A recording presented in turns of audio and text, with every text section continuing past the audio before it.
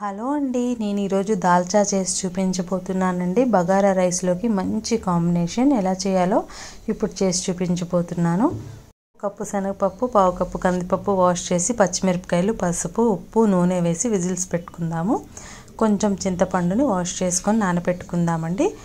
ఇప్పుడు పప్పు 5-6 విజిల్స్ వచ్చేసిన తర్వాత లిడ్ ఓపెన్ చేసి ఈ విధంగా మ్యాష్ చేసుకోవాలి. శనగపప్పు కొంచెం పప్పులుగా తగిలితేనే బాగుంటుంది. ఇప్పుడు ఇందులో చింతపండు పులుసును మనం ఈ విధంగా డ్రైన్ చేసుకుందాము. ఏమైనా తరకలు ఉంటే మనకి పక్కకు వెళ్ళిపోతాయి. ఆ తర్వాత ఇంకొన్ని నీళ్లు పోసుకొని దీన్ని రెడీగా పెట్టుకుందాము. ఆ తర్వాత ప్యాన్లో ఆయిల్ పోసుకొని ఆవాలు, జీలకర్ర వేసుకుందాము. 2 ఎండుమిరపకాయలు, ఒక ఉల్లిపాయ నిలువుగా చీరింది వేసుకున్నాను. 2-3 పచ్చిమిరపకాయలు వేసుకొని కొంచెం ఫ్రై చేద్దాము. మరీ గోల్డెన్ బ్రౌన్ రావాల్సిన అవసరం లేదు. ఇప్పుడు కట్ చేసుకున్న సొరకాయ ముక్కలు, ఒక పెద్ద టమాటో వేసుకొని చక్కగా మిక్స్ చేసుకుందామండి. మిక్స్ చేసుకొని తగినంత పసుపు, తగినంత ఉప్పు వేసుకొని మరొకసారి మిక్స్ చేసుకుందాము. చాలా టేస్టీగా ఉంటుందండి ఈ దాల్చా. ఇప్పుడు లిడ్ పెట్టుకొని కొంచెం సొరకాయ, టమాటోని మగ్గనిద్దాము. ఈ రెండు మగ్గిన తర్వాత మనం ఇప్పుడు కారం వేసుకుందాము. తగినంత కారం. దాల్చా కొంచెం స్పైసీగా ఉంటేనే బాగుంటుంది. ఇప్పుడు లిడ్ పెట్టుకుందామండి.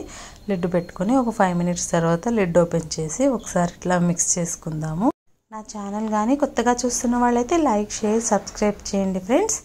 ఇప్పుడు మనం ఉడికించిన పప్పు మొత్తం ఇందులో వేసుకుందాము. వేసుకొని చక్కగా మిక్స్ చేసుకొని ఇంకొన్ని నీళ్లు పోద్దాము. దాల్చా కాస్త పలసగా ఉంటేనే బాగుంటుంది, తిక్కగా ఉండకూడదు.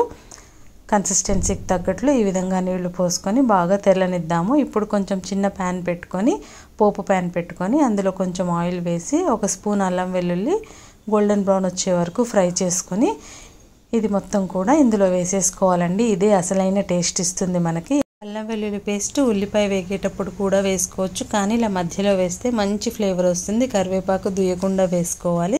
లిడ్ పెట్టి ఓపెన్ చేసిన తర్వాత ధనియాల పొడి 1 స్పూన్ వేసుకుందాము. ఉప్పు చెక్ చేసుకుని కొంచెం వేస్తున్నాను. వేసుకొని ఒకసారి మిక్స్ చేసుకొని బాగా తెల్లే వరకు 5 నిమిషాలు మూత పెట్టుకొని ఆ తర్వాత కొత్తిమీర వేసుకోవాలి.